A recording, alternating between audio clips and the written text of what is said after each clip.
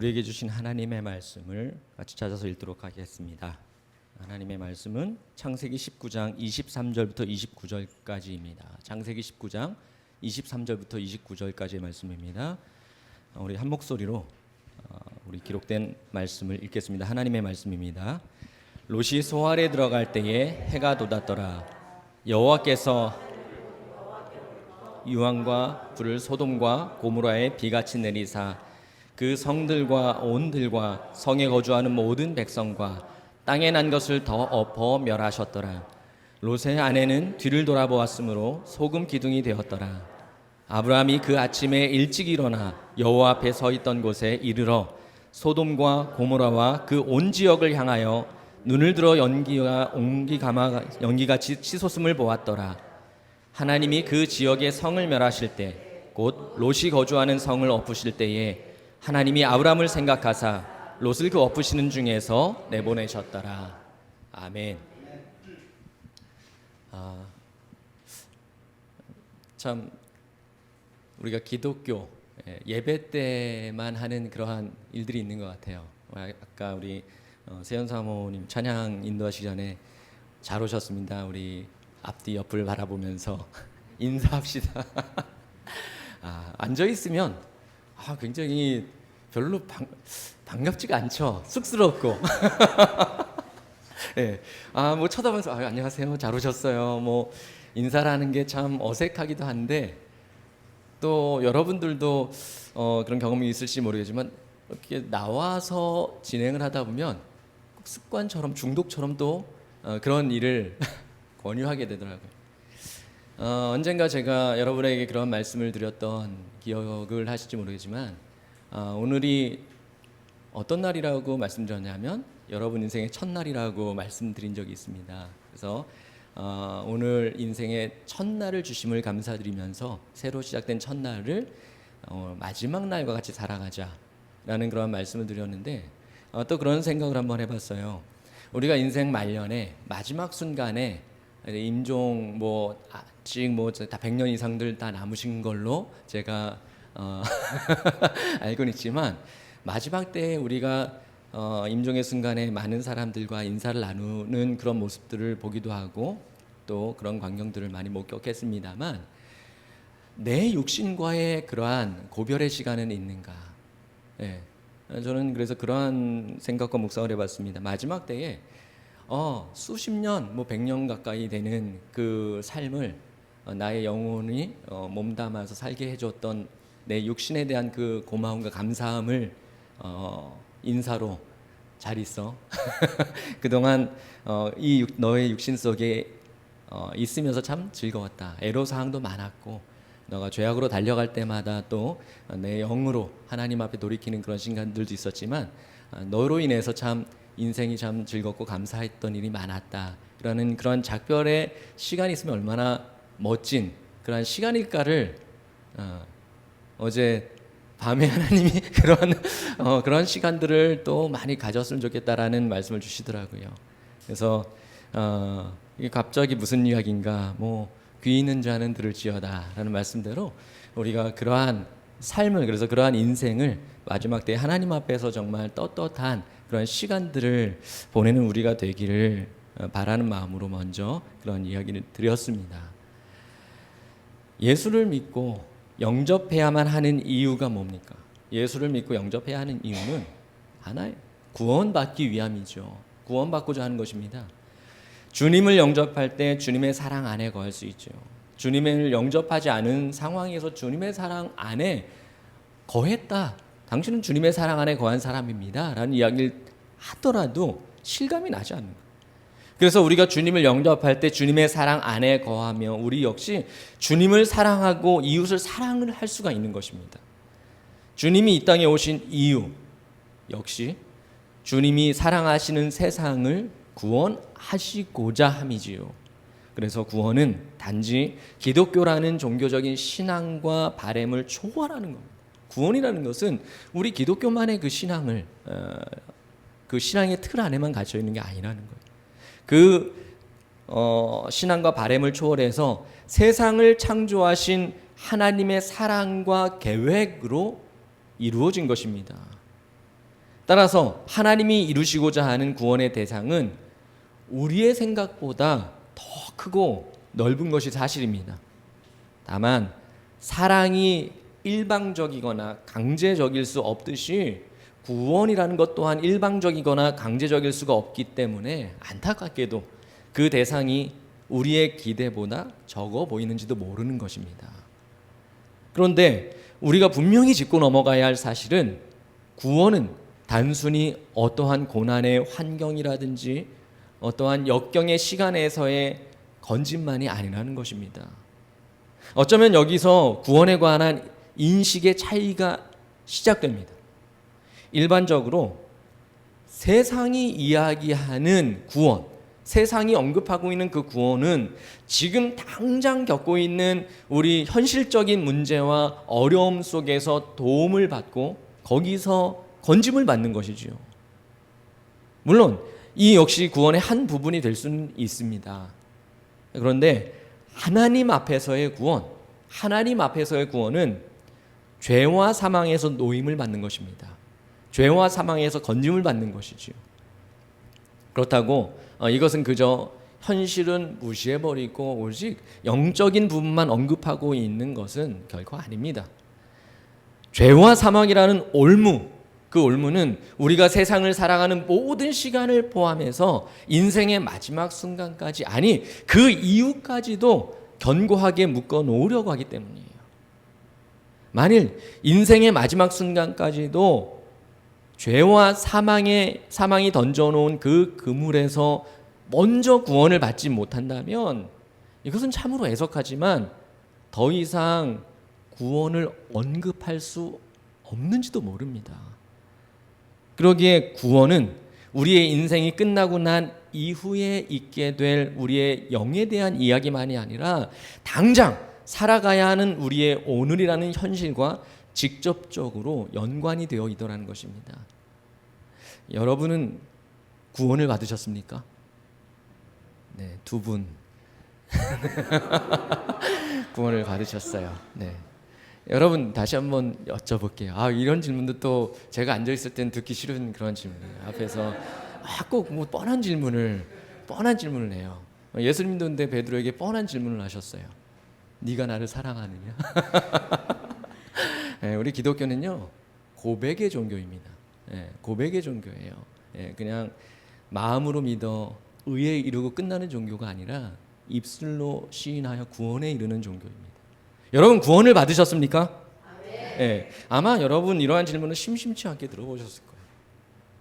아마. 그런데 여러분 이 질문 이상으로 더 중요한 질문 하나만 드려보겠습니다. 여러분은 구원받은 사람으로서의 삶을 살아가고 계십니까? 네. 구원받은 사람으로서의 삶을 살아가고 있는가?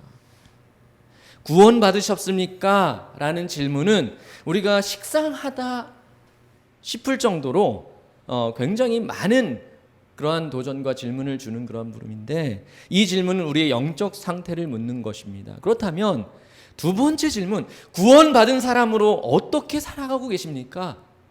라는 것은 우리가 살아가는 현실에 대한 질문입니다. 구원에 관한 두 가지 잘못된 인식이 있습니다. 그 하나는 들어보셨는지 모르겠지만 인생 막지 막구. 예, 여러분 요즘은 줄임말을 많이 쓰대요. 인생 막지 막구. 곧 인생을 막 지르다가 막판에 구원받겠다라는 심보입니다. 막 지르다가 막판에 구원받으면 된다. 예. 그리고 이에 대해서 늘 예수님이 달리신 그 십자가 옆에 구원받은 강도를 이야기하지요. 예. 마지막 때 열심히 즐기다가 뭐 열심히 놀다가 마지막 때에 주님 영접합니다. 그래서 평생 아는 성경 말씀이 뭡니까? 묻는다면 나를 기억하소서. 이 한 구절이. 하지만 문제는 그리 즐기던 인생의 막판이 언제일지 전혀 모릅니다. 그리고 알더라도 그 강도처럼 과연 십자가에 달릴 수 있겠느냐, 십자가에 달릴 수 있겠느냐 하는 거예요. 보다 심각한 것은 주님은 언제까지 그 십자가에 달려 계신 것이 아니라는 사실입니다. 내려오셨어요. 예. 근데 그 빈 십자가 옆에 달려서 뭐 하겠다라는 거예요. 주님은 계시지 않는데. 구원 받았습니까? 라는 질문을 부담스러워하고 또 간신히 대답할지라도 지금은 어렵지만 언젠가 구원받을 날이 있을 겁니다. 라는 이 문장 속에 빠져서 늘 속아 살아가고 있는 그러한 인생입니다. 그리고 또 하나는 바로 구원을 완성으로 여기고 살아가는 삶의 모습입니다. 예수를 믿고 구원받았으니까 구원에 관한 것은 이미 다 해결되었다라고 생각을 합니다. 어찌 보면 이건 상당히 큰 믿음같이 보일 수도 있어요. 그런데 그럴 수밖에 없는 것이 어쩌면 우리가 예전부터 교회를 통해 이렇게 듣고 배워온 것이기 때문이기도 합니다. 물론 구원을 받기 위한 오직 한 가지 원리는 주 예수를 믿는 것이 맞습니다. 그것이 사실이에요. 주 예수를 믿음으로 구원을 받는 것은 맞지만 그것으로 구원이 완성되어지는 것은 아니라는 이야기입니다. 그렇다고 구원을 계속해서 이루어 가야 한다는 말도 아닙니다. 이 세상에서의 삶이 우리의 끝이 아니라 우리는 구원받은 이후 저 천국에서 소망을 가지고 세상을 살아가고 있는 것이 맞지요. 구원받은 이후라고 표현했는데 여기서 이후라는 이 시점은 예수를 믿고 구원받은 다음 주어진 인생은 건너뛰고 천국에서의 삶을 가리키는 것이 아닙니다. 예수를 영접해서 구원을 받은 그 시점부터 살아가는 모든 인생의 과정과 그 후 펼쳐질 천국의 삶까지를 다 포함하고 있는 것입니다. 따라서 오직 예수를 믿음으로만 가능한 구원을 받게 되었다면 이제 구원받은 사람으로서 주어진 그 삶을 어떻게 살아가고 있는지가 구원에 관해서 상당히 중요한 것이라고 이야기할 수 있는 것입니다.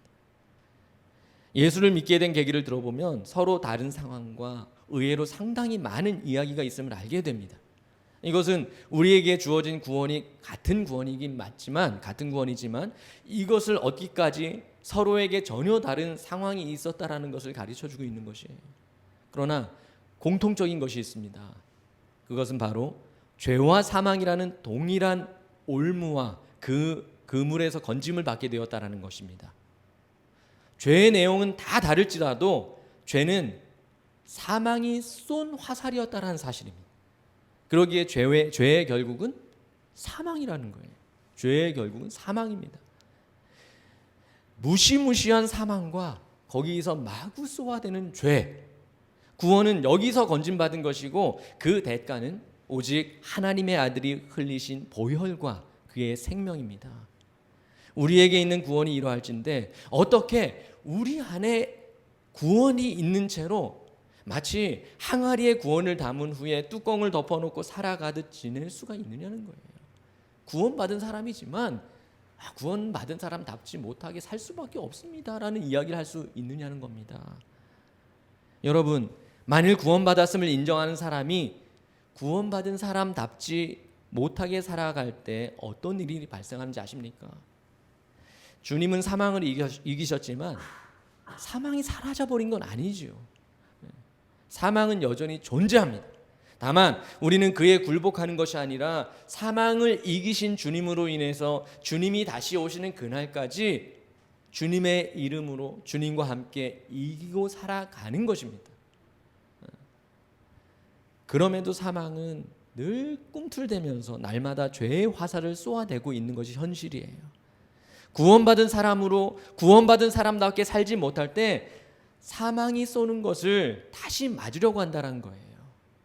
사망이 쏘는 게 뭐라고요? 오직 죄뿐입니다. 그런데 그 앞에 마치 관역판처럼 팔을 벌리고 서 있다는 거예요. 그래서 사망이 쏘는 죄의 그물에 걸리고 다시 사망의 올무에 빠진 것 같이 자신이 받은 그 구원도 흔들리니까 구원의 확신마저도 희미해지는 것이지요. 다시 말씀드리지만 예수를 믿고 구원을 받았을지라도 그것은 완성을 이룬 것이 아닙니다. 이 땅에서 살아가는 동안 사탄은 여러분에게 있는 그 구원을 희미하게 하고 여러분이 가지고 있는 그 믿음을 빼앗기 위해서 여러분이 상상하는 것 이상의 열심으로 호시탐탐 기회를 엿본다는 사실을 우리는 잊어서는 안 됩니다. 이것을 알기 때문에 구원을 받는 것만큼 중요한 것이 바로 구원을 받은 사람으로서의 삶을 살아가는 모습이라는 거예요. 하나님의 심판을 받는 이 소돔과 고모라에서 사실 롯은 어떻게 보면 상당히 부끄럽게 구원을 받았습니다. 롯이 그 죄악의 땅에서 심판을 피할 수 있었던 가장 큰 원인을 뽑으라면 그것은 바로 아브라함의 중보에 있었다 해도 과언은 아닐 것입니다. 소돔과 고모라의 멸망이 임박했기 때문에 어서 피하라라고 재촉하는 천사들의 경고에도 롯이 어떻게 합니까? 머뭇거립니다. 우리 창세기 19장 16절 한번 같이 읽어보실까요? 창세기 19장 16절입니다. 그러나 롯이 지체하매 그 사람들이 롯의 손과 그 아내의 손과 두 딸의 손을 잡아 인도하여 성 밖에 두니 여호와께서 그에게 자비를 더하심이었더라. 천사들이 머뭇거리는 그 롯과 가족들의 손을 잡아서 성 밖으로 이끌어내셨다라고 말씀하고 계시지요. 그런데 문제는 롯이 심판, 곧 죄와 사망으로부터의 건짐을 받은 후에 더 발생하게 되더라는 거예요.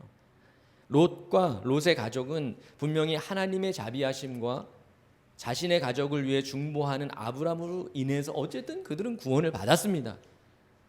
물론 구원하심에 관해 롯과 그 가족들도 동의하고 순종했기 때문에 이게 가능한 것이 맞습니다. 그렇다면 어떤 상태로 구원을 받았던 간에 이것이 끝이 아니기 때문에 롯의 가족들은 이제 구원받은 사람들로서 살아가야 하는 거예요. 하지만 처음부터 삐걱거리기 시작한 그들은 끝까지 삐걱거립니다. 롯의 아내가 심판당하는 그 소돔과 고모라 그 땅을 왜 돌아본 것인지는 확실히 알 수는 없습니다. 하지만 분명한 것은 죄와 사망의 땅을 떠나서 구원을 받았다면 구원받은 자로서 지체하지 말고 구원의 길을 향해서 달려나가야 하는 거예요. 나의 달려갈 길을 최선을 다해서 달려나가는 것입니다. 왜냐하면 머뭇거릴 때 사망이 쏘는 화살은 더 빠르게 날아오고 뒤를 돌아볼 때 그 죄의 화살은 나를 관역 삼고 날아와 꽂히기 때문입니다. 만일 롯과 그 가족이 멸망에서 구원받은 것이 전부이고 완성이라면 소돔과 고모라를 빠져나온 것으로만 족하다 이야기할 수 있을 것입니다. 그러나 보시다시피 이처럼 롯과 가족은 구원받았지만 구원의 완성을 이룬 것은 아니라는 겁니다. 주님이 하신 말씀을 새기고 지체하지 말아야 하는 거예요. 그러나 롯의 아내는 지체하지 말고 속히 가야 함에도 불구하고 뒤처져 있고 더구나 뒤를 보다가 소금 기둥이 되었습니다. 롯은 소돔과 고모라의 심판이 시작되기 전에 건짐을 받았지만 구원하심에 대한 그 감사와 은혜, 그 은혜 중에 거함이 아니라 구원에 대한 의심과 두려움에 빠져 있었습니다. 만일 롯이 구원에 대한 감사와 은혜 중에 있다면 그 순간 가장 먼저 파악하고 해야 할 일은 말씀을 기억하고 그 말씀대로 순종하는 것입니다. 하지만 애석하게도 롯에게는 구원의 확신과 믿음이 없었다라는 이야기예요. 그는 자신과 가족을 구원하신 하나님이 아니라 사망과 사망이 쏘는 것을 더 묵상하고 있었다라는 이야기입니다. 이에 주님의 손에 이끌려 나온 후에 지체하지 말고 산으로 도망하라, 도피하라는 말씀을 듣고도 그는 주님과 타협하고자 하는 거예요. 주님은 분명히 자신의 손뿐만 아니라 자신의 가족들 모두의 손을 직접 잡고 멸망에서 건져주셨습니다. 아브라함의 중보와 더불어 주님은 그들의 손을 직접 잡아주시고 이끌어주셨습니다. 그리고 주님은 그 땅의 죄를 심판하셨습니다. 그렇다면 죄와 사망보다 더 높고 강하신 하나님을 의지해야 하는데 롯은 여전히 두려움 속에서 죄와 사망만을 의식했다라는 것입니다. 산으로 도망하라라는 말씀에 롯은 그렇게 할 수 없다라고 하면서 한 작은 성읍으로 가겠다고 이야기하지요. 이 순간 롯은 심판하시는 그 하나님의 위대하심을 바라보면서 자신을 구원하신 하나님의 자비하심에 감사함이 아니라 그저 그 땅에 도사려 있는 죄와 사망의 커다란 규모와 무시무시한 하나님의 심판에 대한 두려움에 떨기만 했습니다. 그럼에도 주님은 롯의 바램대로 산이 아닌 그 작은 성읍 곧 소알에 들어가는 것을 허락하셨어요. 그리고 롯이 그 소알에 들어갈 때 말씀하신 대로 소돔과 고모라에는 하나님의 심판이 임했습니다. 물론 우리는 롯의 이야기 하나만을 가지고 구원에 대한 모든 것을 다 논할 수는 없을 것입니다. 그러나 성경은 사망에서 건진받은 롯을 통해서 구원과 그에 따른 삶에 대해 생각을 해보게 하십니다. 여러분은 구원 받으셨습니까? 똑같은 질문을 한 번 더 드려요. 그렇다면 먼저 여러분이 생각할 것은 어떠한 죄와 사망의 올무에서 받은 구원이었는지를 인식할 수 있어야 합니다. 여러분, 구원은 추상적인 것이 아닙니다. 묻어가는 게 아니에요. 누군가 구원을 받았습니다, 예수를 영접하고 구원을 받습니다 라는 이야기를 했기 때문에 그 이야기를 듣고 나도 그럼 그러려니 라고 묻어가는 게 아닙니다. 과연 내가 어떤 죄와 어떤 사망에서 구원을 받은 것인가를 인식할 수 있어야 한다는 거예요. 그리고 여러분이 구원받은 사실에 대한 그 감격과 감사뿐 아니라 구원받은 자로서 구원받은 사람답게 주어진 매 시간을 살아낼 수 있어야 하는 것입니다. 오늘을 나의 첫 인생의 시간으로 주신, 첫 구원의 시간으로 주신 하나님 앞에 감사하면서 오늘 구원받은 사람답게 살아갈 수 있어야 한다는 거예요. 주님은 우리를 구원하시기 위해 오셨습니다. 그러나 이제 다시 오실 주님은 구원받은 자답게 살아가는 사람을 찾고자 하시는 것입니다. 그리고 그를 향해서 착하고 충성된 종이라고 칭하시면서 많은 것을 맡기고 주님의 그 즐거움에 참여하라고 하실 것입니다. 같이 기도하겠습니다.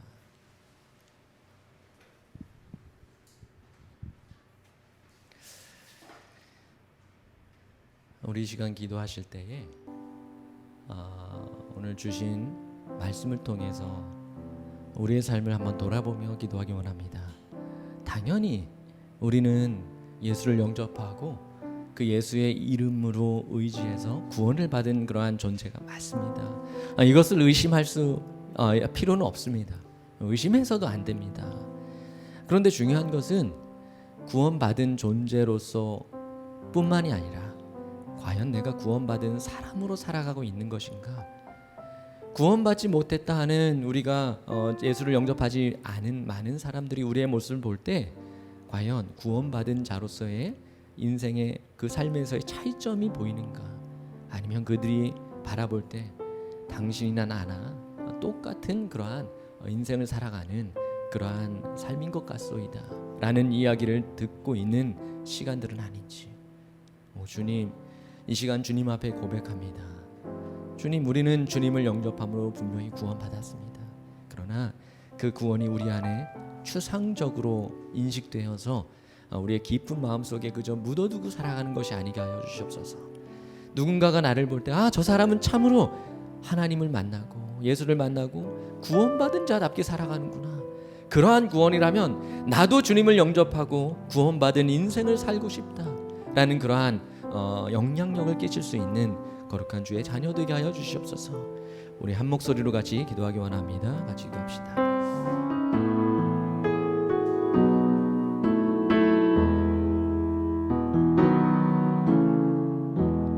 나를 지으신 주님, 내 안에 계셔.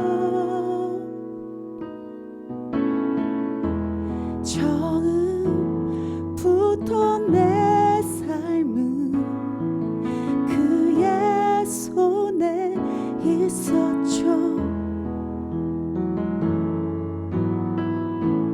내 이름 아시죠.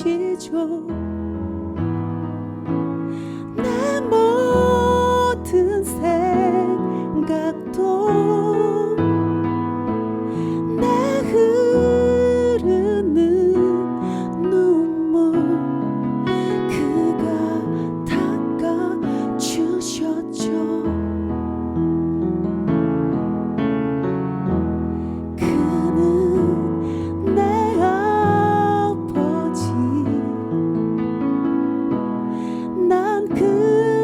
소유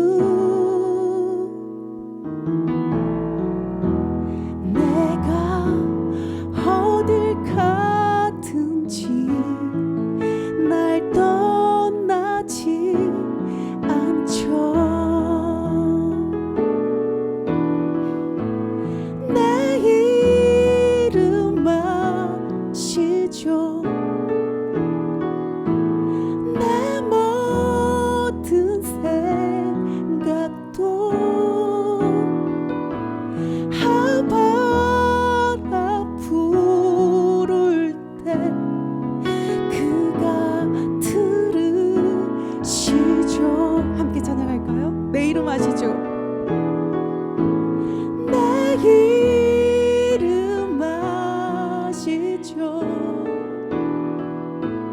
내 모든 생각도 아바라 부를 때 그가 들으시죠. 그가 들으시죠. 그가 들으시죠. 아멘. 그가 들으시죠.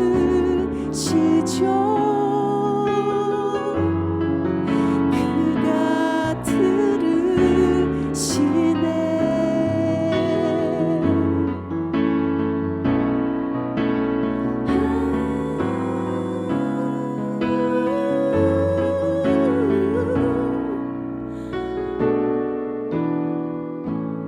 내 이름 아시죠?